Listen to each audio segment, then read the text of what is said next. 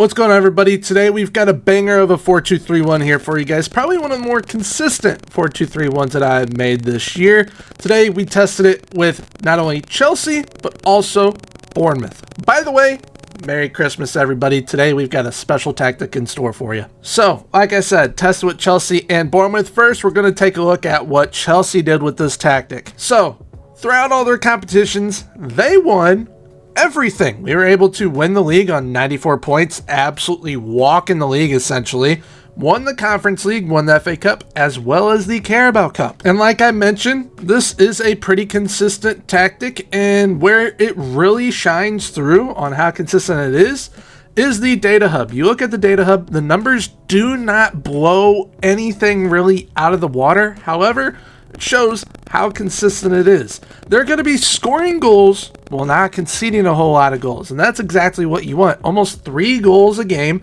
which, I mean, that's pretty solid in my opinion, as well as conceding less than a goal a game, which is exactly what you want. You want to score goals while not conceding goals. And when it comes to the team attacking numbers, you can see they are outperforming every single statistic. When it comes to team defending, the only one that they are not outperforming everyone else in was fouls made per game. They were averaging more than the Premier League average. And this is where the tactic really shines. It shows how pretty much team play is key with this tactic. Looking at the numbers, you have multiple players over 20 goals this season.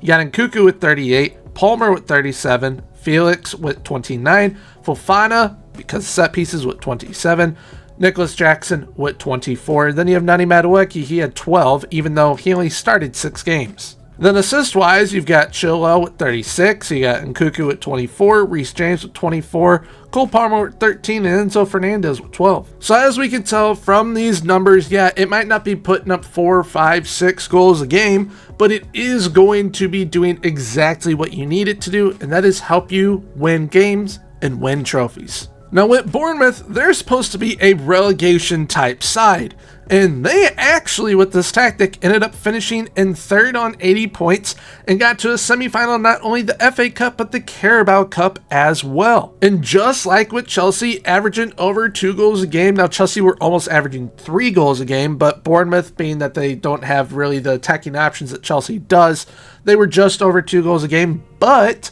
defensively speaking, still under a goal a game, which is what we wanted to make sure, consistency-wise, that we were getting with both sides. And just like with Chelsea, with Bournemouth this time around with the team attacking, they're essentially outperforming everyone in all the stats. And it's the same thing here with team defending, but once again, fouls made per game, they were up there. And there is a reason for that, which we'll see with the tactic itself. Now we're looking at the player performance. We've got 4 players with double-digit goals: Evan Nilsson, Sinisterra, Kluivert, and Alex Scott. And assist-wise, same thing there, 4 players with double-digit assists: Luis Sinisterra, Max Aarons, Milo Kerkez, and Lewis Cook. So before we get into the tactic itself on Football Manager, we're going to take a look at it here on Tactical Board. So we got this 4-2-3-1, advanced forward up top, inside forwards out wide, attacking midfielder at the 10, 2 defensive midfielders, 2 fullbacks, 2 ball-playing defenders, and a sweeper keeper. You will notice, however, that one of the fullbacks is higher up than the other one, and one of the inside forwards is higher up than the other one. That is due to the roles that they will have, or the duties that they have on those roles. Now, I've kind of figured out that the attacking foursome for this tactic is meta. Having the combo that you will see on the tactic allows for just absurd numbers from your attack, especially in a 4-2-3-1. And essentially what that is you want to have at least 1 supporting role and then 2 to 3 attacking roles. So as an example, I will say the number 10, say this is the support role, and then the inside forwards and the number 9, your striker, they're the attacking roles. So essentially you will have the supply from the support role and then the finishing options from the other 3. That is kind of how you are going to need to be looking at it when going forward now when creating your attacks. I have found that this is actually pretty darn potent, and it's also potent with your wingbacks. or fullbacks, whichever role you wish to use. If you have one on support, one on attack, works pretty darn well. But with this tactic, how does it build up? We got those inside forwards coming in. The 10, I basically instruct him to do whatever the heck he wants. So he could end up here, striker ends up here. Got these defensive midfielders coming up as well. The fullback supplying the width and crossing from the byline. And then you have the ball playing defenders coming up as well, creating like a box right here between the defensive midfielders and themselves. And it is a pretty potent attack. It's not going to be scoring 5, 6, 7 goals a game. You will get those odd games where it does, but it is going to be ultra consistent, especially defensively speaking, because we saw with both Chelsea as well as Bournemouth conceding less than a goal a game. So here we are with the tactic, Gormy's 4-2-3-1 Frosty. You are going to be able to download this tactic from my Discord, which I'll be linking down below in the description. You'll be able to download it from the download section of the Discord. For those of you who may not have Discord or on console, feel free to just copy the tactic over all of its rules and instructions, as I'm about to go over all of them for you. So I have that advanced forward on attack up top. We got an inside forward on support on the left, inside forward on attack on the right, attacking midfielder on attack as the 10, 2 defensive midfielders on support. Then we got a fullback on attack, a fullback on support, 2 ball playing defenders on defend, and a sweep keeper on defend. With the advanced forward on attack, he has dribble more, shoot more often, and tackle harder. With the inside forward on support and attack, they have the exact same instructions. Crosses aimed at center, shoot more often, tackle harder, and mark specific position. Now the specific position, the left winger is going to be marking the right center back, and the right winger is going to be marking the left center back. And how you can do that, simply just click on their role, go to instructions, you'll see mark specific position.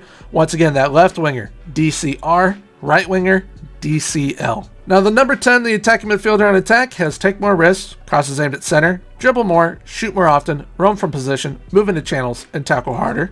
Both defensive midfielders on support have take more risks, dribble more, and tackle harder. The fullback on attack has take more risks, cross from the byline, crosses aimed at center, dribble more, stay wider, tackle harder. Fullback on support has cross more often, cross from byline, crosses aimed at center, dribble more, stay wider, tackle harder. Both ball playing defenders on defend have dribble more and tackle harder. That sweep keeper on defend has take fewer risks. So when it comes to the mentality of this tactic, it is played with a balanced mentality. That is where I suggest you kind of keep it.